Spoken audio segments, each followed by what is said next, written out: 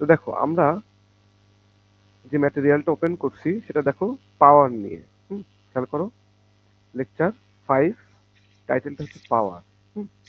অর্থাৎ তোমরা শুনে কিন্তু বুঝতে পারছো অল্প অল্প যে তাহলে আমরা আমাদের যে সিমস ডিভাইস গুলো নিয়ে আমরা পড়াশোনা করছি, হ্যাঁ, যে ট্রানজিস্টর গুলো নিয়ে তাদের পাওয়ার ডিসিপেশন বা একটা ডিভাইস কতটুকু পাওয়ার কনজিউম করে, হ্যাঁ, সেই সব নিয়ে আমাদের এখন একটু আলোচনা হবে। হুম, তো পাওয়ারটা কিন্তু খুবই ইম্পর্টেন্ট, খুবই খুবই ইম্পর্টেন্ট। কেন বলো তো? দেখো, তুমি সাপোজ যে আমরা ট্রানজিস্টর গুলোকে ছোট করে নিয়ে আসতে পারছি, ভালো কথা। তো তুমি যদি শুধুমাত্র ট্রানজিস্টরকে ছোট করেই তুমি কিন্তু নিস্তার পাবে না।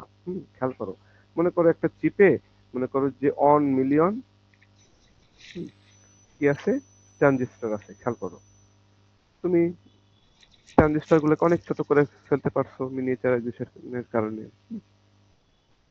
তো এখন যদি পাওয়ার ডিসিপেশনটাও সাথে সাথে তুমি কমিয়ে নিয়ে না আসতে পারতে, হ্যাঁ, তাহলেও কিন্তু আমরা এত হাই ডেনসিটিতে এত অল্প জায়গায় এত বেশি সংখ্যক ট্রানজিস্টরকে আমরা ইন্টিগ্রেট করতে সক্ষম হলেও আমরা কিন্তু সেই চিপ দিয়ে বা আইসি দিয়ে আমরা কোনো কাজ করতে পারতাম না, এগুলোকে আমরা অপারেট করতে পারতাম না। কেন বলো তো? প্রত্যেকটা ট্রানজিস্টর খুব ছোট্ট ছোট্ট যে মিনি মিনি যে ট্রানজিস্টর গুলো, হ্যাঁ, ইচ ট্রানজিস্টর তুমি যদি ধরে নাও যে 1 ন্যানোওয়াট, 1 ন্যানোওয়াট পাওয়ার ডিসিপেট করে, অল্প করে ধরলাম, তাহলে 1 মিলিয়ন ট্রানজিস্টর যদি 1 ন্যানোওয়াট করে পাওয়ার ডিসিপেট করে, তাহলে কতটুকু পাওয়ার প্রডিউস হচ্ছে, অর্থাৎ হিট জেনারেট হচ্ছে বলো তো? হিট আকারে কতটুকু পাওয়ার জেনারেট হচ্ছে? 1 মিলিয়ন মানে কত? 10⁻⁶, তাই তো? আচ্ছা, 1 ন্যানোওয়াট, ন্যানো মানে কত? 10⁻⁻৯। এখন যেহেতু এসআই এককে নিয়ে এসে ফেলছি, আমি এখন ওয়াট লিখতে পারি। হুম, এখন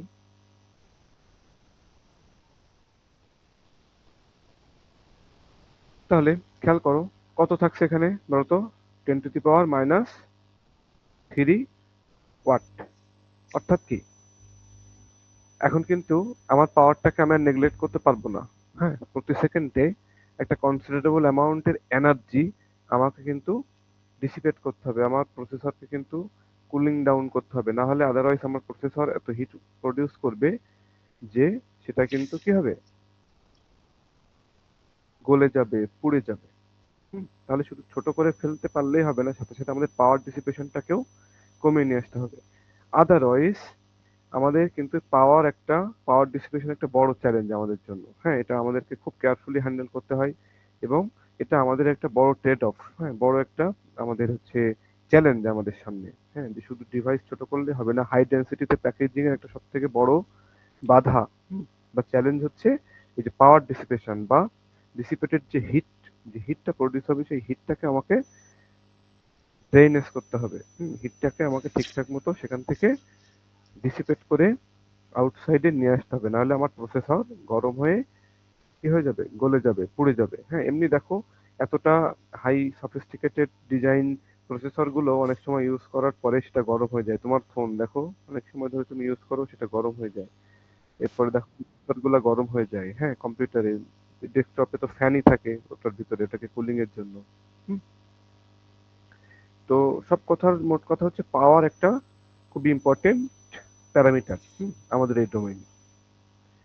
তো আমরা পাওয়ার এবং এনার্জি নিয়ে বেশ বেসিক কিছু কথাবার্তা বলবো, বেসিক কিছু ইকুয়েশন আলোচনা করবো, এরপর ডাইনামিক পাওয়ার এবং স্ট্যাটিক পাওয়ার। তোমাদেরকে দু একবার বলছি শুরুতে সেমিস্টারে যে আমরা আমাদের ডিভাইস বা আইসি গুলোতে যে পাওয়ার আমরা ডিসিপেট হয় সেই পাওয়ার গুলোকে আমরা মোটা দাগে দুইটা ভাগে ভাগ করি মেইনলি। একটা হচ্ছে ডাইনামিক পাওয়ার, একটা হচ্ছে স্ট্যাটিক পাওয়ার। হ্যাঁ, তো ডাইনামিক পাওয়ার হচ্ছে যখন সুইচিং হচ্ছে, অর্থাৎ কোনো ডেটা প্রসেসিং হচ্ছে, কোনো ক্যালকুলেশন হচ্ছে, আমার চিপ বা আইসি কাজ করছে, তখন যে পাওয়ার ডিসিপেট হয়, হ্যাঁ, সুইচিং করতে অন অফ হতে ক্যাপাসিটর থাকে, এই সেই ক্যাপাসিটর গুলো ডিসচার্জ হতে যে চার্জটা ডিসিপেট হয় সেটাকে আমরা যে পাওয়ারটা ডিসিপেট হয় তাকে আমরা ডাইনামিক পাওয়ার বলি। আর স্ট্যাটিক পাওয়ারটা হচ্ছে যখন আইডল বা অলস বসে থাকবে আমার চিপটা, হ্যাঁ, ট্রানজিস্টর গুলো অন অফ হচ্ছে না, সুইচিং হচ্ছে না, হ্যাঁ, ক্যাপাসিটর চার্জিং ডিসচার্জিং হচ্ছে না, তবুও সেক্ষেত্রে লিকেজ কারেন্ট, হ্যাঁ, কিছু কারেন্ট লিকেজ কারেন্ট হিসেবে ফ্লো করে, তার কারণে পাওয়ার ডিসিপেট হয়, সেই পাওয়ারকে আমরা স্ট্যাটিক পাওয়ার বলবো। হুম, তো এগুলো আমরা আলোচনা করবো সামনে আরো বিস্তারিত। এখন সবাই একটু খেয়াল করো তো, Power and energy. The power is drawn from a voltage source attached to the VDD pin of a chip. অর্থাৎ কি বলছে, তোমরা যখনই কোনো আইসি নিয়ে কাজ করছো তোমাদের অবশ্যই মনে থাকার কথা, তোমরা যখন সে ডিএলডি অর্থাৎ ডিজিটাল ইলেকট্রনিক্স লজিক ডিজাইন ল্যাবে কাজ করছো তখন মনে আছে সে এরকম একটা এই লেগের একটা চিপ। তো একটা লেগে আমাদেরকে ভিডিডির সাথে কানেক্ট করতে হতো, অলওয়েজ একটাকে আমাকে গ্রাউন্ডের সাথে কানেক্ট করতে হতো, এরকম মনে আছে না তোমাদের? আছে তো? তুমি একটু রেসপন্স করবা, ঠিক আছে? জি নাহলে স্যার আমি আছে। কানেক্ট হয়ে গেছি কিনা আমার কিন্তু এরকম মনে হবে যে আমি আসলে কানেক্টেড নাই, আমি ফাঁকা জায়গায় একা একা কথা বলছি। তোমরা একটু রেসপন্স করবা, কোনো কোশ্চেন থাকলে কোশ্চেন করবা, তাহলে আমরা সামনে আগাইতে পারবো। যাই হোক, তাহলে দেখো কি বলছে, এই লাইনটাতে বলছে যে ভিডিডি পিন দিয়ে যে কোনো চিপ পাওয়ার ড্র করা যায়, অর্থাৎ পাওয়ার সোর্স থেকে অর্থাৎ ভোল্টেজ সোর্স থেকে পাওয়ারটা সে কনজিউম করে, পাওয়ারটা টানে সহজ কথায়। হুম, আচ্ছা, এখন ভিডিডি পিন একটা থাকতে পারে একাধিকও থাকতে পারে। এখন খেয়াল করো, ইনস্ট্যান্টেনিয়াস পাওয়ার, পাওয়ার তো আমরা বুঝি যে ক্ষমতা। পি সমান ডাব্লু বাই টি। পি সমান কি? কাজ বা শক্তি ব্যবহারের হার। হ্যাঁ, প্রতি একক সময়ে প্রতি একক সময়ে কি পরিমাণ এনার্জি ব্যয় হচ্ছে বা কোনো এনার্জি অন্য কোনো এনার্জিতে কনভার্ট হচ্ছে, তাকে আমরা পাওয়ার বলি। দেখো, কাজ বা শক্তির একক হচ্ছে জুল। হ্যাঁ, আর সময়ের একক হচ্ছে সেকেন্ড, অর্থাৎ জুল পার সেকেন্ড। তাহলে এই জুল পার সেকেন্ডকে, এই 1 জুল পার সেকেন্ডকে আমরা বলি 1 ওয়াট। তার মানে 1 ওয়াটের মধ্যে কি লুকিয়ে থাকে? 1 জুল পার সেকেন্ড। যদি আমি বলি যে কোন একটা চিপ বা আইসি সে 1 ওয়াট পাওয়ার ডিসিপেট করে, তার মানে বুঝতে হবে প্রতি সেকেন্ডে সে 1 জুল করে ইলেকট্রিক্যাল এনার্জি, হিট এনার্জি হিসেবে কনভার্ট করে ফেলে। হুম, যদি বলতাম 2 ওয়াট, তাহলে প্রতি সেকেন্ডে 2 জুল করে শক্তি অন্য শক্তিতে রূপান্তর করে বা ইউজ করে, সহজ কথায়। হুম, তো কাজ বা শক্তি এবং পাওয়ার দুইটা কিন্তু খুবই আলাদা টার্ম, এগুলো যেন আমাদের কোনো সমস্যা না হয়। হ্যাঁ, এগুলো আমরা অনেক ছোট থেকে পড়তে পড়তে আসছি, তো এরপরেও আমি একটু ধরিয়ে দিচ্ছি অল্প করে। তো কাজ করার সামর্থ্যকে শক্তি বলে, কাজ করার সামর্থ্যকে শক্তি বলে। তো শক্তি এবং কাজের জন্য আমরা একই ইউনিট দিয়ে মেজার করি, সেটা হচ্ছে জুল। আর সেই শক্তি ব্যবহারের হার, হুম, ক্ষমতার খুব একটা ভালো উদাহরণ হচ্ছে এরকম যে সে মনে করো যে কোনো একটা সিঁড়ি বেয়ে কেউ ছাদের উপরে কিছু উঠাচ্ছে, হ্যাঁ, দুইজন ব্যক্তি এ আর বি। তো এ মনে করো যে 10 জুলই কাজ করছে, বিও সেই 10 জুলই কাজ করছে, খেয়াল করবা দুইজনেই 10 জুল কাজ করছে, বা নির্দিষ্ট কোনো পরিমাণ ভরকে নিচ থেকে ছাদে উঠাচ্ছে দুইজনই। বাট এ এই প্রক্রিয়ায় টাইম নিচ্ছে সে 5 সেকেন্ড, হায়ার বি এই প্রক্রিয়ায় টাইম নিচ্ছে 2 সেকেন্ড। বাট দুইজনে কিন্তু একই পরিমাণ কাজ করছে, তাহলে বলো তো পাওয়ার ডেলিভারি দিচ্ছে দুইজন আলাদা না? অবশ্যই আলাদা। কে বেশি পাওয়ার ডেলিভারি দিচ্ছে? পাওয়ার কার বেশি এখানে বলো? প্রতি একক এই স্যার। সময়, পার ইউনিট টাইমে কে বেশি পাওয়ার বা এনার্জি ডেলিভারি দিচ্ছে, অর্থাৎ পাওয়ার কার বেশি? এই এ নাকি বি, কার পাওয়ার বেশি এইখানে? B sir. বি এর অবভিয়াসলি। কারণ দেখো ডাব্লিউ বাই টি, অর্থাৎ দেখো বি প্রতি 5 ওয়াট, অর্থাৎ 5 জুল পার সেকেন্ড, প্রতি সেকেন্ড হারে প্রতি 1 সেকেন্ডে সে 5 জুল করে কাজ করার অ্যাবিলিটি তার। হায়ারাস একে তুমি ডাব্লিউ কে টি দিয়ে ভাগ করো 2, হ্যাঁ, জুল পার সেকেন্ড। তার মানে কি, এ যেখানে প্রতি সেকেন্ডে 2 জুল করে কাজ ডেলিভারি দিচ্ছে, সেখানে বি প্রতি সেকেন্ডে 5 জুল করে কাজ ডেলিভারি দিচ্ছে। তাহলে কাজ একই রকম হইতে পারে, কিন্তু কত দ্রুত করছে সময়ের সাথে কাজ ডেলিভারি দেওয়ার হার কার বেশি, সেটাই হচ্ছে পাওয়ার আমাদেরকে এই ইনফরমেশন দেয়। যাই হোক, পাওয়ার তো বুঝলাম, বাট এখানে ইনস্ট্যান্টেনিয়াস পাওয়ার কেন বললো? কে বলতে পারবা? Instantaneous power, why instantaneous? Instantaneous কথাটার মানে কি? তাৎক্ষণিক। এমনি পাওয়ার, হ্যাঁ, ইনস্ট্যান্টেনিয়াস কথাটা কেন আসে? সে হচ্ছে ডিসি ডোমেইনে, ধরে নাও ডিসি কারেন্ট, ভোল্টেজও মান দিক পরিবর্তন করে না, কারেন্টও মান দিক পরিবর্তন করে না। তাহলে এই দুইটা গ্রাফ যদি তুমি মাল্টিপ্লাই করো, তাহলে আমি একটু অন্য কালার দিয়ে দেখাই, যে ভি আর আই গুণ করলে আরো একটা বড় কোনো কিছু পাবো, সেটাই হচ্ছে আমাদের পাওয়ার।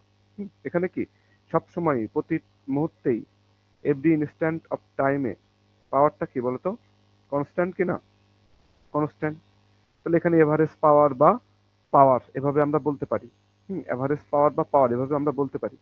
বাট যদি আমরা এসি ডোমেইনের কথা কল্পনা করি, হুম, যে ভোল্টেজ, কারেন্ট, হ্যাঁ, দুইটাই পরিবর্তনশীল, তাহলে কি হবে বলতো? সেখানে পাওয়ার কি হবে? এক একটা মুহূর্তে এক এক রকম হবে না, তাই কিনা? এটা কি বলা যায়? মনে করে এটা বললাম ভি, এটা আই, এই ভি আর আই গুণ করলে আমরা অ্যানাদার একটা ওয়েভ পাচ্ছি। তো সেই ওয়েভের পাওয়ার কি কনস্ট্যান্ট নাকি সময়ের উপর নির্ভরশীল? 2 সেকেন্ড পর একরকম, 5 সেকেন্ড পর একরকম, 3 সেকেন্ড পর একরকম, এরকম না, তাই কি না? জি স্যার। তাহলে এই ক্ষেত্রে আমাদের সিনারিওতে আসবে ইনস্ট্যান্টেনিয়াস পাওয়ার। অর্থাৎ যখন কোনো কনস্ট্যান্ট থাকবে না, হুম, পরিবর্তনশীল ব্যাপার স্যাপার থাকবে, তখনই আমাদের ইনস্ট্যান্টেনিয়াস কথাটা আসে। কারণ তখন কোনো কিছু সময়ের সাথে কনস্ট্যান্ট না, সময়ের উপর নির্ভর করে, এটা টাইমের একটা ফাংশন, সহজ কথায়। হুম, এই জন্য এখানে খেয়াল করো, পাওয়ারটা দেখছো টাইমের ফাংশন হিসেবে রাখা হয়েছে, যেখানে আইও টাইমের ফাংশন, ভিও টাইমের ফাংশন। পি সমান ভিআই, এই ইকুয়েশন আমরা সবাই জানি। ডিসিতে হলে বা পরিবর্তনশীল না হলে তাদেরকে আমরা কিন্তু টাইমের ফাংশন হিসেবে দেখাতাম না। তো ভোল্টেজ হোক বা কারেন্ট হোক, যে কোনো একটা যদি টাইমের ফাংশন হয়, তাহলে পাওয়ারটাও কিন্তু আমাদের টাইমের ফাংশন হবে। সেক্ষেত্রে আমাদের সিনারিওতে কি আসে? ইনস্ট্যান্টেনিয়াস পাওয়ার। ক্লিয়ার সবাই? জি স্যার। আচ্ছা, এবার দেখো এনার্জি। তো তোমাদেরকে তো বললামই যে এনার্জি হচ্ছে কাজ। হুম, তো এনার্জি বের করতে যে, দেখো এখানে ওরা ইন্টিগ্রেশন করছে, খেয়াল করো, জিরো থেকে টি পর্যন্ত পি অফ টি ডিটি। কেন?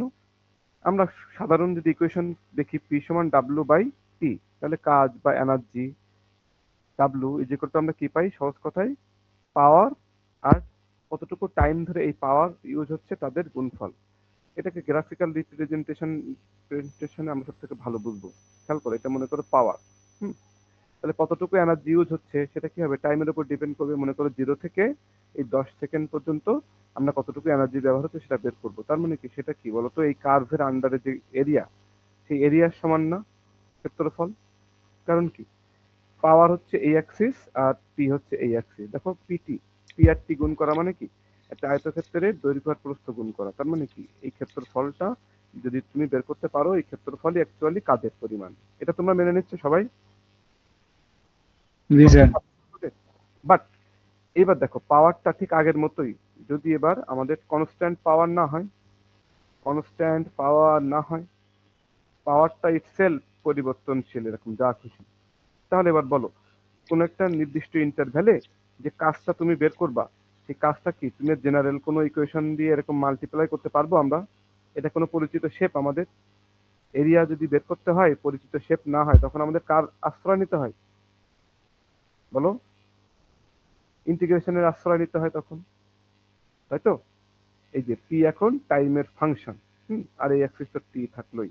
হুম, তখন আমাকে কি করতে হয়?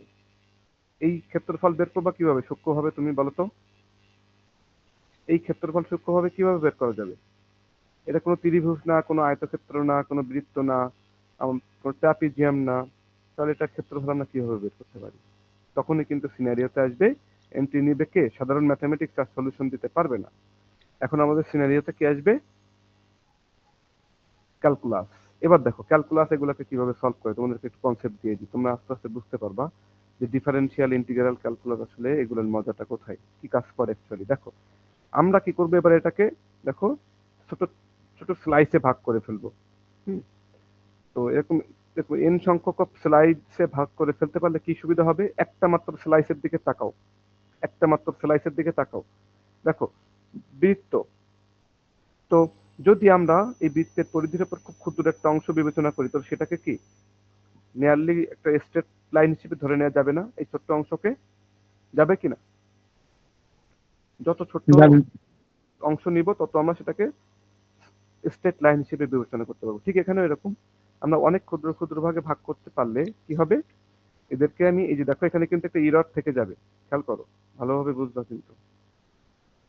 এই যে দেখো, প্রত্যেকটা জায়গায় আমি তাদেরকে স্ট্রেট লাইন দিয়ে একটা আয়তক্ষেত্রে কনভার্ট করছি। হ্যাঁ, তাহলে কি সুবিধা হবে, এই যে প্রথমটার কথা চিন্তা করো, প্রথম যে স্লাইস, এইটার ক্ষেত্রফল বের করতে গেলে আমরা কিভাবে বের করব, এই যে দেখো এই যে এক্স অ্যাক্সিসকে আমরা ভাগ করে ফেলছি ডেল টি। হ্যাঁ, এই যে প্রত্যেকটা এক্স অ্যাক্সিসের এই যে স্লাইস, হ্যাঁ, এই যে ইন্টারভ্যাল সেটা হচ্ছে ডেল টি। ডেল টি থেকে আমরা আরো ক্ষুদ্র পরিবর্তনের জন্য যখন নেব সেটাকে আমরা বলবো ডিটি। ডিটি। হুম, তাহলে গুণ করো, প্রথম স্লাইসের ক্ষেত্রফল ডেল এস অন সেটা কত হবে এই সময়ে, তার ওয়াই অ্যাক্সিসের মান, যেটা কিনা পি অফ টি ডিটি। অনুরূপভাবে ডেল এস টু কি হবে, দ্বিতীয় ক্ষেত্রে আমাদের ওয়াই অ্যাক্সিসের মান, এবং এক্স অ্যাক্সিসে তো অলওয়েজ সবাই প্রত্যেকটা স্লাইসের মানই ডিটি। তাহলে দ্বিতীয় ক্ষেত্রফলের মান তুমি কিভাবে বের করবা, একই P to of T DT. এইরকম ভাবে যদি সবগুলা স্লাইসের ক্ষেত্রফল তুমি বের করে এদেরকে যোগ করে দাও, তাহলে কি সব থেকে কাছাকাছি আমি আমার এই এরিয়াটাকে আমরা রিয়েলাইজ করতে পারবো। এটা নিয়ে কার কোনো দ্বিমত আছে বলো তো? বাট না। এখানে কিন্তু এরর থেকে যাচ্ছে, খেয়াল করো, এটাতেও কিন্তু আমরা 100% আমরা পুরোপুরি কি করতে পারছি না, এরিয়াগুলোকে সঠিকভাবে বের করতে পারছি না। হ্যাঁ, কিছুটা হলে এরর কিন্তু এখানে থেকে যাবে, অ্যাকচুয়াল এরিয়ার থেকে কিছু এরিয়া আমি এখানে কম মেজার করব। তো এটা সলিউশন কি, ইনফাইনাইট ভাগে ভাগ করে ফেলবো, এটাকে এন না বলে এটাকে অসংখ্য ভাগে ভাগ করবো। যত বেশি ছোট স্লাইস হবে তত আমাদের এই ইররের পরিমাণটা কমে যাবে। এটা কি তোমরা কল্পনা করতে পারো এখন, স্লাইসটা যত ছোট হবে তত আমরা আমাদের এই ইররের পরিমাণটা কমে যাবে, তাই কিনা বলো তো? এই যে ওয়াই অ্যাক্সিসে স্ট্রেট লাইন হিসেবে ধরতে গেলে তখন আমাদের তত কম ইরর ইন্ট্রোডিউস হবে। এটা কি কল্পনা করতে পারো তোমরা, এটা কি কল্পনা করা যায়? সেই ছোট ছোট স্লাইসে ভাগ করে সবগুলো স্লাইসকে যোগ করে এরিয়া বের করা, সেটাকেই আমরা ক্যালকুলাসের ভাষায় ওই অসংখ্য ভাগে ইনফাইনাইট ভাগে ভাগ করাকে আমরা বলি এই যে একটা ইন্টারভ্যাল। হ্যাঁ, সে টি ওয়ান থেকে টি টু পর্যন্ত পি অফ টি ডিটি, সাধারণ গুণ না। হ্যাঁ, এটাকে একটা স্পেশাল ওয়েতে এরিয়া বের করে নিয়ে আসার ফর্মুলা হচ্ছে এই যে ইন্টিগ্রেশন। এই ইন্টিগ্রেশনের ফ্লেভার কি পাইছো একটু একটু, বুঝতে পারছো, নাকি সব মাথার উপর দিয়ে গেল? আমি এই কনসেপ্টটা কি দিতে পারছি একটু একটু, তোমাদের কিছু কি বোঝা যায়, জি স্যার। নাকি কঠিন লাগছে? তো এই জন্য যেখানে পাওয়ারটা কনস্ট্যান্ট থাকে সেখানে এনার্জি আমরা ডিরেক্ট পি আর টি এর গুণফল দিয়ে বের করি, বাট যেখানে পাওয়ার ইটসেলফ চেঞ্জিং, তো চেঞ্জিং ব্যাপার স্যাপার থাকলে সেখানে ক্যালকুলাসের আবির্ভাব ঘটে, তোমরা জানো। যখনই পাওয়ারটা চেঞ্জিং ইটসেলফ তখন কিন্তু আর আমরা জেনারেল ম্যাথমেটিক্স দিয়ে সরাসরি পি আর টি এর গুণফল দিয়ে এরিয়া বের করতে পারি না, সেক্ষেত্রে আমাকে ক্যালকুলাসের আমাদেরকে হেল্প নিতে হয়। এই জন্য দেখো এখানে ক্যালকুলাসের ল্যাঙ্গুয়েজে এনার্জি ইজ ইকুয়াল টু 0 থেকে টি, একটা interval P of T DT. Clear সবাই? এনার্জির ইকুয়েশন গুলো এর মিনিং গুলা কি, ব্যাকগ্রাউন্ডে কিন্তু অনেক কাহিনী থাকে, আমরা শুধু মুখস্থ করলে হবে না। হুম, আচ্ছা, তাহলে প্রথম দুটো ইকুয়েশন নিয়ে আমাদের কোনো সমস্যা আছে? নাই, হোপ এই হোপ, থাকলে বলবা। এইবার দেখো অ্যাভারেজ পাওয়ার, তো পাওয়ার তো বুঝলাম, কিন্তু আবার অ্যাভারেজ পাওয়ার কেন, দেখো, তো এই যে যেটা বললাম, খেয়াল করো যে চেঞ্জিং পাওয়ার, যদি এরকম পাওয়ার ডিসি পাওয়ার হয়, ডিসি ডোমেইনে কনস্ট্যান্ট পাওয়ার হয়, তাহলে তো অ্যাভারেজের কোনো ব্যাপার স্যাপার নেই, অ্যাভারেজ যা রিয়েল পাওয়ারও তাই, যে কোনো মুহূর্তে। কারণ কি, এখানে তুমি কি করবা বলো তো, অ্যাভারেজ পাওয়ার বের করতে গেলে কি করতে হয়, তুমি এই পুরো এরিয়াটা ক্ষেত্রফল বের করবা। খেয়াল করো, এই পুরো এরিয়াটার ক্ষেত্রফল, সেই ক্ষেত্রফলের মধ্যে তাহলে কি আছে, ওয়াই অ্যাক্সিসে পি আর এক্স অ্যাক্সিসে টি। যেহেতু এগুলো টাইমের ফাংশন না, এই জন্য পি কে আমরা টাইমের ফাংশন আকারে লিখিনি। তো এরিয়াটা বের করলাম মানে কি, পি আর টি বের করলাম, এরিয়া বের করে আবার টি দিয়ে ভাগ করলাম, তাহলে আমি আবার কি ফেরত পাবো, পাওয়ার ফেরত পাবো। যেহেতু এখানে ধরে নাও এইটার মান 4, এই অ্যাক্সিস আর এই অ্যাক্সিসের মান 10, তাহলে এরিয়া পাবো 40, তাকে আবার 10 দিয়ে ভাগ করলে আমি আবার কি ফেরত পাবো, সেই কনস্ট্যান্ট যে পাওয়ার সেটাই ফেরত পাবো। এখানে এটার কোনো সিগনিফিকেন্স আমরা বুঝতে পারছি না, বাট সিগনিফিকেন্সটা বুঝতে পারবো কখন, যখন এটা চেঞ্জিং কোনো পাওয়ার হবে। তোমার এখানে একটা এরকম মনে হয় না যে এইটাকে যদি আমরা চেঞ্জ করে যে অ্যাভারেজে কি একটা পাওয়ার থাকে সেটা আমি যদি বের করে নিয়ে আসতে পারতাম ডিসি ডোমেইনের মতো, তাহলে এটা আমরা অনেক ইকুয়েশনে বা যে কোনো হিসেব নিকেশে কাজে লাগাইতে পারতাম। এরকম মনে হয় না বলো তো? ইনস্ট্যান্টেনিয়াস পাওয়ারটাকে ইউজ করাটা আমাদের সবসময় আমাদের সুবিধাজনক মনে হবে যে এক এক টাইমে এক এক রকম পাওয়ারের কোনো একটা নির্দিষ্ট মান নেই। তো এটাকে আমরা কি করতে চাইবো? একটা অ্যাভারেজ পাওয়ার, হ্যাঁ, যে অ্যাভারেজে কত থাকে। যেমন মাসের প্রথমে দেখা যাচ্ছে আমাদের হাতে হাত খরচের জন্য টাকা থাকে 2000, সে ঠিক 15 দিন 20 দিন না যাইতেই আমার হাতে আর থাকে কত? সে 100 টাকা। হুম। এখন তুমি যদি এটাকে এইভাবে এরকম করতে যে না, আমি এই টোটাল টাকাটাকে ভাগ করে নিলাম 30 দিনে, দিয়ে দেখা যাচ্ছে প্রত্যেকদিন আমার পড়ছে 150 টাকা, তাহলে আমি প্রত্যেক দিনে 150 টাকায় খরচ করবো, তার বেশি খরচ করবো না, তাহলে কিন্তু আমার সারা মাস কোনো সমস্যা হবে না। হ্যাঁ, এই হচ্ছে অ্যাভারেজের কনসেপ্ট। তো এই অ্যাভারেজ বের করতে গেলে এখানে তোমার তাহলে কি আছে হাতে, কি উপায়? এরিয়া বের করো। এরিয়া বের করে কি দিয়ে ভাগ করবা বলো? টাইম অ্যাক্সিস দিয়ে। তাহলে কি হবে, অ্যাভারেজ একটা হাইট আমি পেয়ে যাবো না, যেটা কিনা আমার অ্যাভারেজ পাওয়ার হিসেবে আমি কনসিডার করতে পারবো। বোঝা যায়? এই জন্য average power is equal two কি, টোটাল এনার্জিকে আমরা টি দিয়ে ভাগ করব। ওই একই ফর্মুলা, দেখো পি সমান ডাব্লু বাই টি, ওই একই formula. But W by energy সেটাকে আমরা কিভাবে বের করছি, 1/t এভাবে দেখা দেওয়া হয়েছে, আর ই এর যে ইকুয়েশন এনার্জি বের করার, যে ওই যে ক্ষেত্রফল বের করার যে ইকুয়েশন, সেটাকে আমরা এখানে বসিয়ে দিয়েছি। দেখো তো এভারেজ পাওয়ারের এই ইকুয়েশনটা কি বোঝা যায়? কোনো সমস্যা হবে আর এগুলো স্টাডি করতে? রেসপন্স করো। স্যার ওইখানে এর বদলে স্যার 1/t দিলাম কেন আমরা? এই যে এভারেজ করতে গেলে তোমাকে যে টি দিয়ে ভাগ করতে হবে না, এখানে যেমন ভাগ করছিলাম এরিয়া বের করে, আবার এক্স অ্যাক্সিস এর ভ্যারিয়েবল দিয়ে ভাগ করে দিছিলাম, তাহলে অপর দিকের যে ভ্যারিয়েবল তার একটা এভারেজ হাইট পেয়ে যাই আমরা। তো টি দিয়ে ভাগ জি করতে স্যার। হবে। পি সমান কি ডাব্লিউ বাই টি না? দেখো পি সমান কি ই বাই টি। এবার এই 1/t টা এখানে রেখে ই এর জন্য just 0 to t P of T T, আর কিছুই না। ই এর মান বসিয়ে দেওয়া হয়েছে আগের ইকুয়েশন থেকে। বুঝতে পারছো? জি স্যার। এই তো এই বেসিক ইকুয়েশন গুলো আমরা সবাই জানি আশা করি। তাহলে দেখো power in circuit element, circuit element গুলা পাওয়ার সম্পর্কে আমাদের ধারণা রাখা লাগবে। আমাদের আইসি বা চিপে কিন্তু পাওয়ার সাপ্লাই থাকে, ভিডিডি বলি যেটাকে আমরা। খেয়াল করবা রাইট হ্যান্ড সাইডে ডিসি পাওয়ার সোর্স। তো একটা জিনিস খেয়াল করো, পজিটিভ টার্মিনাল দিয়ে কারেন্ট আইডিডি, অর্থাৎ যে কারেন্ট পাওয়ার সাপ্লাই দিচ্ছে, সেই কারেন্টটা কিন্তু পজিটিভ টার্মিনাল দিয়ে মানে লিভ করছে আউটওয়ার্ডস। খেয়াল করো। এবার দেখো পরেরটা হচ্ছে রেজিস্ট্যান্স। হ্যাঁ, আরসি থাকবে, আর আর সি, ইন্ডাক্টর বা ইন্ডাকটিভ কোনো কিছু কিন্তু আমাদের চিপ বা আইসিতে থাকে না। খেয়াল করো, রেজিস্টিভ কোনো এলিমেন্ট, তার ভোল্টেজের নোটেশন বলছি ভিআর, তার অ্যাক্রসে ভোল্টেজ ভিআর, পজিটিভ নেগেটিভ। তো এইটার ক্ষেত্রে খেয়াল করো পজিটিভ টার্মিনাল দিয়ে কিন্তু কারেন্ট এন্ট্রি নিচ্ছে, আর পাওয়ার সাপ্লাইয়ের ক্ষেত্রে পজিটিভ টার্মিনাল দিয়ে কারেন্ট এক্সিট করছে, লিভ করছে। খেয়াল করবা। অনুরূপভাবে আরেকটা এলিমেন্ট কি, ক্যাপাসিটর। হ্যাঁ, ক্যাপাসিটরের দুই টার্মিনালের ভোল্টেজকে ভিসি বললাম, তার থ্রু দিয়ে যে কারেন্ট সেটাও কিন্তু খেয়াল করো পজিটিভ টার্মিনাল দিয়ে কারেন্ট এন্ট্রি নিচ্ছে, current IC. IC is equal to C DDT of V. এই কোয়েশন আমরা সবাই জানি যে ক্যাপাসিটরের ভোল্টেজ আর ক্যাপাসিটরের কারেন্টের ফর্মুলা। এখন একটা জিনিস তোমরা খেয়াল করো যে সোর্স, হুম সোর্স আর সিঙ্ক কিভাবে বুঝবো? সোর্স আর লোড, অর্থাৎ যেখানে পাওয়ার ডিসিপেশন হচ্ছে, এরা কিন্তু পাওয়ার ইউজ করছে। পজিটিভ টার্মিনাল দিয়ে কারেন্ট এন্ট্রি নিলে তোমরা বুঝবা এগুলো হচ্ছে পাওয়ার ডিসিপেটিং এলিমেন্ট বা পাওয়ার কনজিউমিং এলিমেন্ট বা পাওয়ার, যেটাকে আমরা বলবো স্টোরিং এলিমেন্ট। আর যে ডেলিভারি দিবে তার ক্ষেত্রে সবসময় দেখবে পজিটিভ টার্মিনাল দিয়ে কারেন্ট এক্সিট করবে।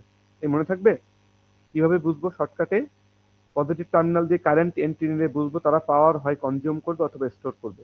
হ্যাঁ, ডেলিভারি তারা দেয় না, তারা ইউজ করে বা স্টোর করে। আর পজিটিভ টার্মিনাল দিয়ে কারেন্ট এক্সিট করলে আমরা বুঝবো সে কিন্তু সোর্স, সে পাওয়ার ডেলিভারি দিচ্ছে। ক্লিয়ার এই কথাটা? এই মনে থাকবে? জি স্যার। আচ্ছা, এইবার দেখো তাহলে প্রত্যেকটা পাওয়ার সম্পর্কে আমাদের আইডিয়া থাকা লাগবে। দেখো পাওয়ার সাপ্লাই, হুম ডিসি পাওয়ার সাপ্লাই, তার পাওয়ার পি অফ ভিডিডি, ডিসি সাপ্লাইয়ের পাওয়ার। হুম তো সেটা ডিসি বলছি, আবার কেন আমি এটাকে টাইমের ফাংশন হিসেবে রাখছি তাহলে? কারণটা কি, ভিডিডি তার অ্যাক্রসের ভোল্টেজ কিন্তু কনস্ট্যান্ট ভোল্টেজ, তার দুই টার্মিনাল সে কিন্তু সবসময় বজায় রাখবে পাওয়ার সাপ্লাই। বাট কারেন্টটা কিন্তু টাইমের ফাংশন। কারণ কি, তোমার ট্রানজিস্টর কখনো অফ আছে, কখনো অন আছে, কখনো কারেন্ট নিচ্ছে, কখনো কারেন্ট নিচ্ছে না। তাহলে যে কারেন্টটা সে ডেলিভারি দিচ্ছে, সেই কারেন্টটা কিন্তু ইটসেলফ টাইমের ফাংশন। তো বললাম যে কোনো একটা ভ্যারিয়েবল টাইমের ফাংশন হলেই পাওয়ার ইটসেলফ কি হবে, টাইমের ফাংশন হবে। আচ্ছা, এইবার দেখো রেজিস্ট্যান্স বা কোনো রেজিস্টিভ এলিমেন্টের পাওয়ার পি অফ আর, এটাকেও কিন্তু আমরা টাইমের ফাংশন। কারণ কি, কারেন্ট অলওয়েজ ওই যে টাইমের ফাংশন। তাহলে I square R, V square by R, হ্যাঁ, এখানে আই বা ভি ইটসেলফ কি হবে, টাইমের ফাংশন। কারণ একটা রেজিস্ট্যান্সের অ্যাক্রসে কতটুকু ভোল্টেজ ড্রপ হচ্ছে, হ্যাঁ, এটা কিন্তু পাওয়ার সাপ্লাইয়ের ভোল্টেজের মতো না। এখানে ভিডিডির পাশে আমরা টি রাখি না কেন, কারণ একটা পাওয়ার সাপ্লাই অলওয়েজ কনস্ট্যান্ট একটা ভোল্টেজ সাপ্লাই দেয়, তার অ্যাক্রসের ভোল্টেজ কিন্তু কখনো চেঞ্জ হয় না। বা একটা রেজিস্ট্যান্সের অ্যাক্রসে কতটুকু ভোল্টেজ ড্রপ হচ্ছে, এটা কিন্তু তার থ্রু দিয়ে কারেন্টের উপরে নির্ভর করে। কারণ কি, ভি সমান আই আর, আই গুণিতক আর, আর এর মান তো কখনো চেঞ্জ হবে না, বাট আই চেঞ্জ হতে পারে ইটসেলফ। এই জন্য ভি আর অর্থাৎ রেজিস্ট্যান্সের অ্যাক্রসের ভোল্টেজ ইটসেলফ কিন্তু একটা টাইমের ফাংশন হতে পারে, কারেন্টটা যদি টাইমের ফাংশন হয়। তো পি সমান V square by R, P সমান আই স্কোয়ার আর, বা পি সমান ভি আই, এই ইকুয়েশন গুলো আমরা সবাই জানি না, তিনটা ফর্মে জানি তো, জি স্যার। জানি। এইবার দেখো ক্যাপাসিটরের কতটুকু এনার্জি স্টোর করে রাখবে। ক্যাপাসিটরের পাওয়ারের থেকে কনসার্ন বেশি আমরা, ক্যাপাসিটর তো পাওয়ার ডিসিপেট করে না, এর জন্য সে কতটুকু করে এনার্জি স্টোর করতে সক্ষম হয় সেটার কাছে আমরা যাচ্ছি। ই অফ সি, তার মানে ক্যাপাসিটরে স্টোরড এনার্জি।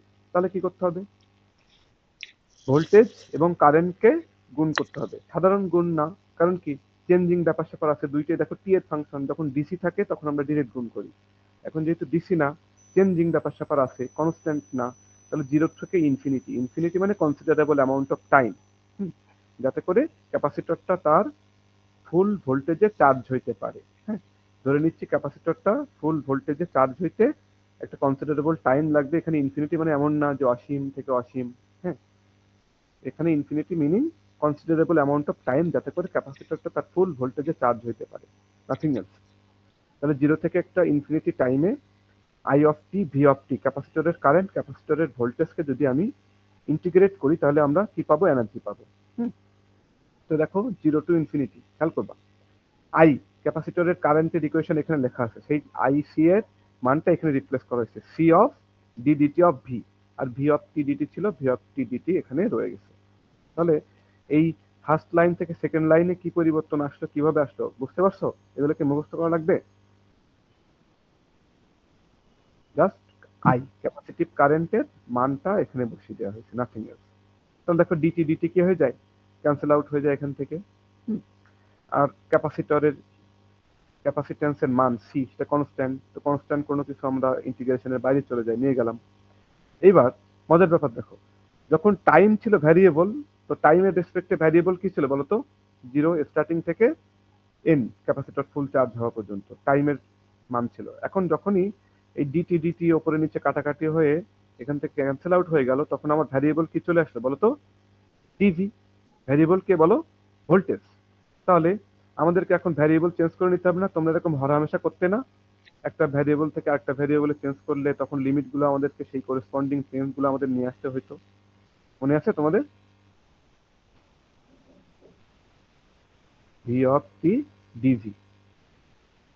তো এখন তো এটাকে আর আমরা ইনফিনিটি বলতে পারবো না, খেয়াল করো, টাইম ডোমেইন থেকে আমাকে এখন ভোল্টেজ ডোমেইনে এগুলোকে কনভার্ট করে নিতে হবে। টাইম ডোমেইনে যেটা কত ছিল, জিরো টু ইনফিনিটি, হুম, এটাকে আমাকে এখন ভোল্টেজ ডোমেইনে কি করতে হবে। তাহলে বলতো, যখন টাইম জিরো তখন ক্যাপাসিটরের ভোল্টেজ কত, ক্যাপাসিটর চার্জ হয়েছে, সময় গণনা শুরুতে হয় নাই, ক্যাপাসিটরের ভোল্টেজও কত বলো, জিরো। Zero sir. বাট একটা ইনফাইনাইট টাইম অর্থাৎ কনসিডারেবল অ্যামাউন্ট টাইম পরে ক্যাপাসিটরের ভোল্টেজ কিন্তু আমরা একটা ভ্যারিয়েবল দিয়ে প্রকাশ করবো, ভিসি। ক্যাপাসিটরের ভোল্টেজ একটা কনস্ট্যান্ট মান ভিসিতে পৌঁছে গেছে। তাহলে আগে যেটা ছিল জিরো আর ইনফিনিটি, যখনই আমার ভ্যারিয়েবল চেঞ্জ হয়ে গেল ইন্টিগ্রেশনে, তখন কিন্তু এটা কি হয়ে যাবে, জিরো আর ভিসি। কিভাবে হলো বুঝতে পারছো, যে জিরো আর ইনফিনিটি থেকে হঠাৎ করে জিরো থেকে ভিসি কেন চলে আসলো, আই হোপ তোমরা বুঝতে পারছো। তাহলে এবার দেখো, আমরা সবাই জানি ইন্টিগ্রেশন অফ এক্স ডিএক্স মানে কি, এক্স স্কোয়ার বাই টু। তাহলে এখানে কি আসবে, ভি স্কোয়ার বাই টু, সামনে তো সি ছিলই, আর এখানে আমাদের লিমিটগুলোকে বসাইতে হবে। হ্যাঁ, তাহলে এখানে লিমিটগুলো তুমি কি বসাইলে কি পাবা, হাফ সি ভিসি স্কোয়ার। তো এই যে ক্যাপাসিটরের এনার্জি স্টোরেজের equation half C V square বা হাফ কিউ ভি বা Q square by two C, এগুলো আমাদের সবার মুখস্থ না? ধারক কত, সি সমান কি, কিউ বাই ভি। ক্যাপাসিট্যান্সের বেসিক ইকুয়েশন আমরা সবাই জানি, C is equal to Q by V. তাহলে যে কোনো দুইটাকে ভ্যারিয়েবলকে রেখে অপর একটা ভ্যারিয়েবলকে কিন্তু আমরা এখান থেকে কি করে দিতে পারি, ক্যান্সেল আউট করে দিতে পারি। যেমন এইমাত্র আমরা বের করলাম ক্যাপাসিটরের এনার্জি স্টোরেজের formula half C V C square, half C V square হরহামেশা আমরা এভাবে করি, বা half Q square by C বা Q square by two C. অর্থাৎ কি, তুমি এখান থেকে তুমি যদি চাও যে কিউ আর সি এর রেসপেক্টে প্রকাশ করবো, ভি কে এখান থেকে আমি তাড়িয়ে দিব, তাহলে এখানে ভি এর মানটা এখান থেকে বের করে নিয়ে বসিয়ে দিবা, এবার কিউ আর সি দিয়ে মান পাওয়া, বা হাফ কিউ ভি। হ্যাঁ, যে কোনো একটা ভ্যারিয়েবলকে এখান থেকে রিপ্লেস করে তোমরা যে এই ফর্মুলাগুলো যে কোনো ভাবে নিয়ে আসতে পারো। তো এই ফর্মুলাগুলো বেসিক ফর্মুলা, এখানে এত কথা বলার আসলে উচিত না, এরপরও আমি একটু ফার্স্ট টাইম তোমাদেরকে একটু ভেঙে ভেঙে বলছি। আচ্ছা, এবার খেয়াল করো, খুব একটা ইন্টারেস্টিং ঘটনা তোমাদেরকে এখান থেকে দেখাবো, ভালো করে খেয়াল করো। এখানে একটা মেইন কনসেপ্ট আমাদেরকে নিতে হবে, সেটা খেয়াল করো। এই যে দেখো, আমরা দেখলাম না আজকেই তোমাদেরকে ক্লাসে অনেককেই বলছি, সবাইকেই প্রায়, যে আমাদের মস ডিভাইস গুলা কিন্তু ক্যাপাসিট্যান্স ইন্ট্রোডিউস করে, মস ডিভাইস গুলা ক্যাপাসিট্যান্স ইন্ট্রোডিউস করে, গেট ক্যাপাসিট্যান্স, আবার সোর্স টু বডি, আবার ড্রেইন টু বডি, সবাই কিন্তু এখানে রিভার্স বায়াস ডায়োড যেহেতু থাকে, তো সবাই কিন্তু এখানে ক্যাপাসিট্যান্স ইন্ট্রোডিউস করে। তার মানে সহজ কথায় মস ডিভাইস মানেই, মস ট্রানজিস্টর মানেই তারা ক্যাপাসিট্যান্স ইন্ট্রোডিউস করবে। হুম, এখন ধরে নাও একটা ইনভার্টার, হ্যাঁ, সিম্বল দিচ্ছি জাস্ট সিম্পলিসিটির জন্য, একটা ইনভার্টার কোন একটা চিপের মধ্যে আছে আইসিতে, তো এই ইনভার্টার কি একা একা থাকবে বলতো? তার ডাইনে, তার বামে অসংখ্য এরকম ট্রানজিস্টর দিয়ে তৈরি আলাদা সার্কিট থাকবে কিনা বলো, থাকবে কিনা তার আউটপুটে? এর এপাশে মিলিয়ন মিলিয়ন ট্রানজিস্টর, বিভিন্ন বিভিন্ন সার্কিট সব কানেক্টেড থাকবে না, থাকবে কিনা? সবাই কি দিয়ে তৈরি, মস ট্রানজিস্টর। তার মানে কি, সবগুলা এই পাশের এই যে ট্রানজিস্টরের আউটপুটে যতগুলো ট্রানজিস্টর কানেক্টেড, সবগুলা যে একটা সম্মিলিত ক্যাপাসিট্যান্স, সেটা কিন্তু এই আউটপুটের লোড ক্যাপাসিট্যান্স হিসেবে আমরা কনসিডার করতে পারি। যদিও এরকম কোনো লাম্পড প্যারামিটার এটা না, ডিস্ট্রিবিউটেড প্যারামিটার। হ্যাঁ, অনেকগুলা এলিমেন্টের মধ্যে ডিস্ট্রিবিউটেড থাকে, তবুও সবগুলাকে আমরা হিসাবের সুবিধার্থে একটা বস্তায় ভরে লাম্পড প্যারামিটার বলে এদেরকে। একটা জায়গায় তাদেরকে কেন্দ্রীভূত করে একটা লোড ক্যাপাসিট্যান্স হিসেবে আমি কনসিডার করতে পারি নাকি পারি না বলতো? পারা যাবে? এই কনসেপ্টটা কি বুঝতে পারছো? একটু কথা বলো তো। আমরা এখন থেকে হর হামেশা আমাদের সার্কিটগুলোর আউটপুটে দেখবে একটা করে লোড ক্যাপাসিট্যান্স প্লেস করবো। এই লোড ক্যাপাসিট্যান্সের উৎস কি, এটা কোথা থেকে এন্ট্রি নিল, এটা কি ক্লিয়ার সবাই? এই কথা বলো। জি স্যার। হ্যাঁ, যদি বুঝতে না পারো জি তাহলে বলো, স্যার। আরেকবার বলেন, আরেকটু এটা আরেকবার একটু রিপিট করতে হবে। কথা বলো। স্যার একটু আরেকবার রিপিট করলে ভালো হতো স্যার। হ্যাঁ, এটা বলতে হবে। তো বলো তোমরা, কথা বলো, তাহলে আমরা দ্রুত আগাইতে পারবো। দেখো, যে কোনো চিপ বা আইসিতে যে মিলিয়নস অফ ট্রানজিস্টর থাকবে, হ্যাঁ, তুমি যে কোনো একটা মস ট্রানজিস্টর বা যে কোনো একটা অ্যান্ড গেট বা অর গেটের কথাই চিন্তা করো, মস ট্রানজিস্টর দিয়ে তৈরি, বাট আমি এখানে সিম্পলিসিটির জন্য এটা দিয়ে সিম্বল দিয়ে দেখাচ্ছি। তো তার আউটপুট কি হবে বলতো? তার আউটপুট নিশ্চয়ই অন্য কোনো গেট বা অন্য কোনো লজিক ফ্যামিলি তাদের হচ্ছে ইনপুট হিসেবে একটা যাবে। দেখা যাচ্ছে কোনো একটা ইনভার্টারের মধ্যে দিয়ে গেছে, এখানে আদার্স কোনো একটা অর গেটের মধ্যে দিয়ে এটা ইউজ হচ্ছে, তাদের আউটপুট আবার কোনো জায়গায় ইউজ হচ্ছে, কারণ কোনো এখানে মিলিয়নস অফ ট্রানজিস্টর একে অপরের সাথে কানেক্টেড, তো প্রত্যেকটা লজিক গেট বা প্রত্যেকটা লজিক এলিমেন্ট তার আউটপুটে অসংখ্য ট্রানজিস্টরের সাথে কানেক্টেড সামহাউ। ক্লিয়ার তো?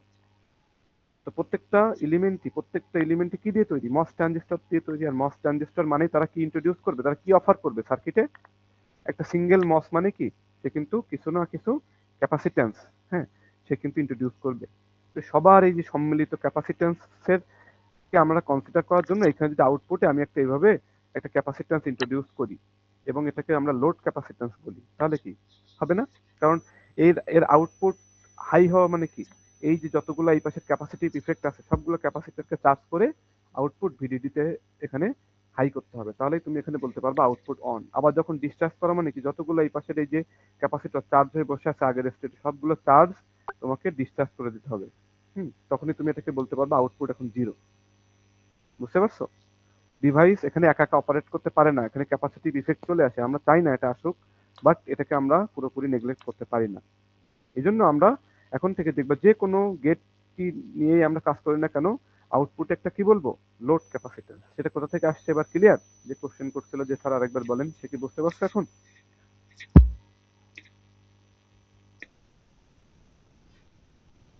যে রিপিট করতে বলছিল সে কি এখন বুঝতে পারছো?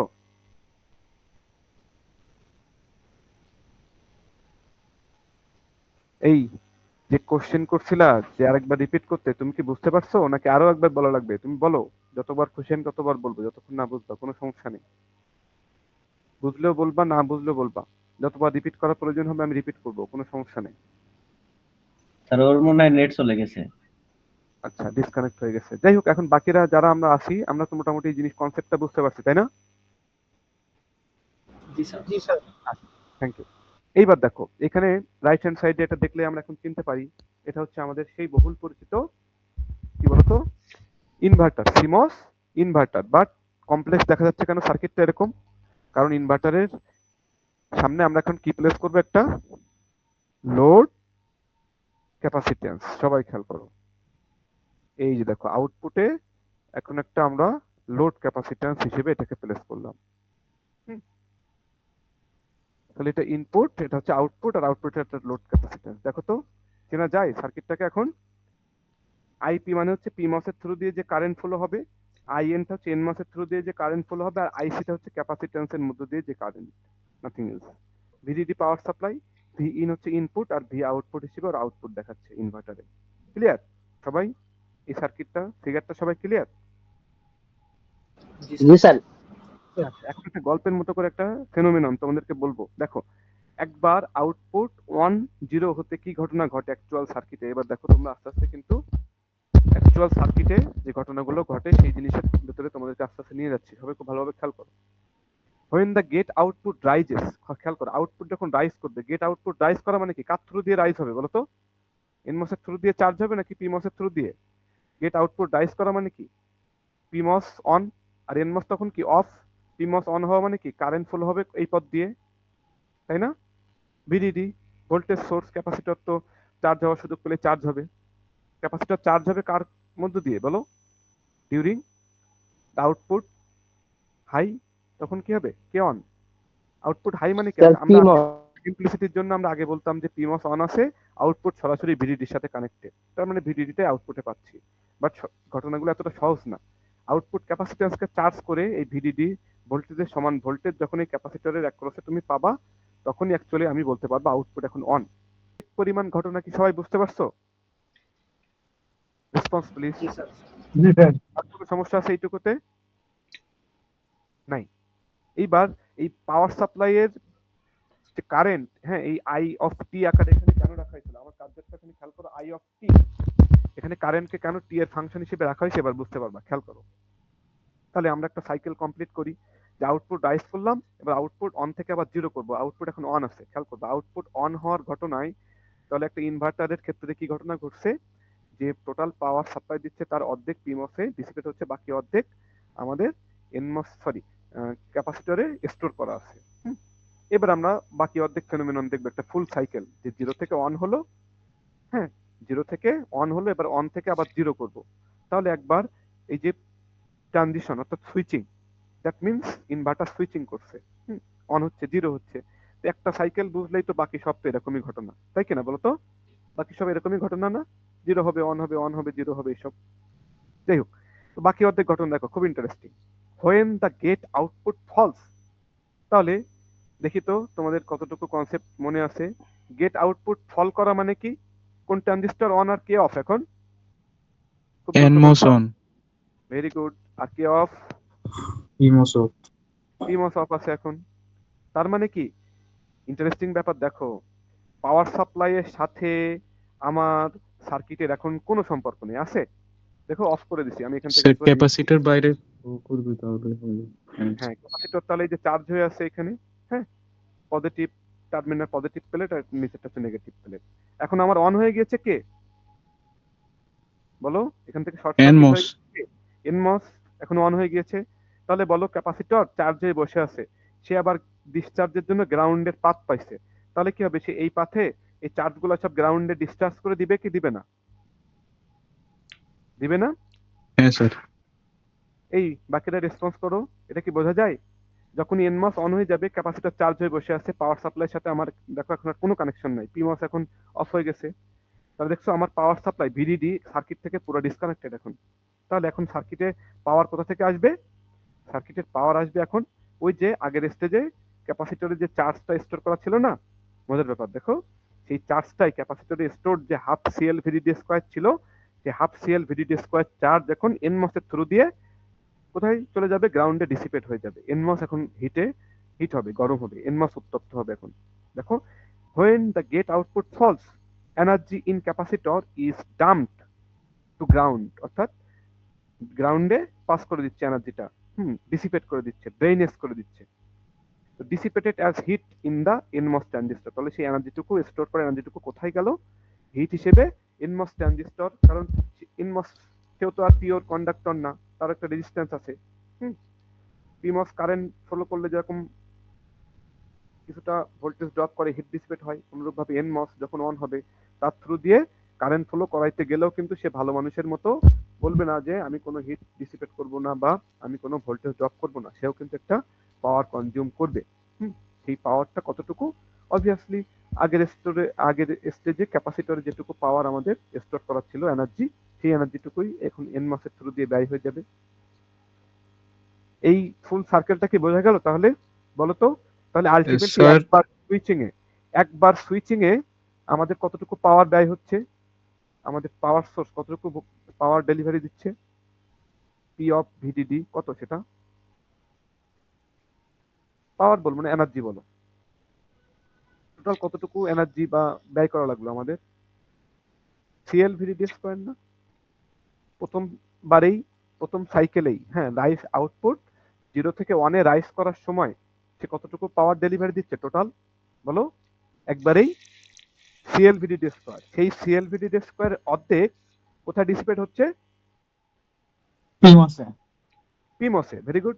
আর বাকি অর্ধেক কিন্তু নষ্ট হয়নি, এখনো স্টোর করা আছে। কোথায় স্টোর করে রাখছে, কে স্টোর করে রাখছে?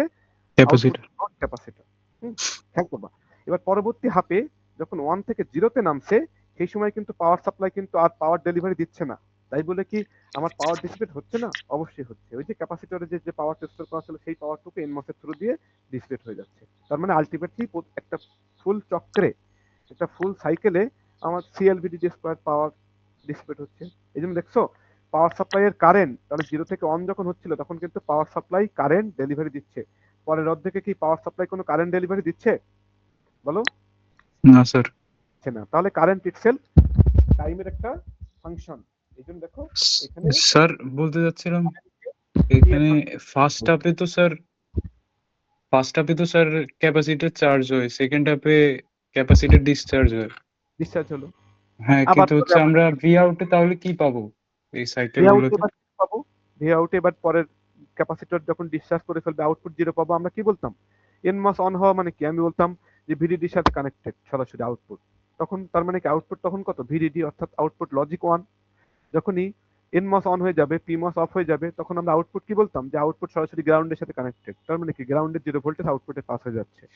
এটা অ্যাকচুয়ালি এরকম না, অ্যাকচুয়ালি ওই চার্জটা ডিসচার্জ হয়ে গ্রাউন্ডে চলে যাচ্ছে জন্য ক্যাপাসিটরের চার্জ এখন কত? ক্যাপাসিটর কত ভোল্টেজ ধরে রাখছে? 0 ভোল্টেজ, তার 0। চার্জ নেই, এজন্য আউটপুট 0 পাবো আমি এখন। ক্লিয়ার? হ্যাঁ স্যার।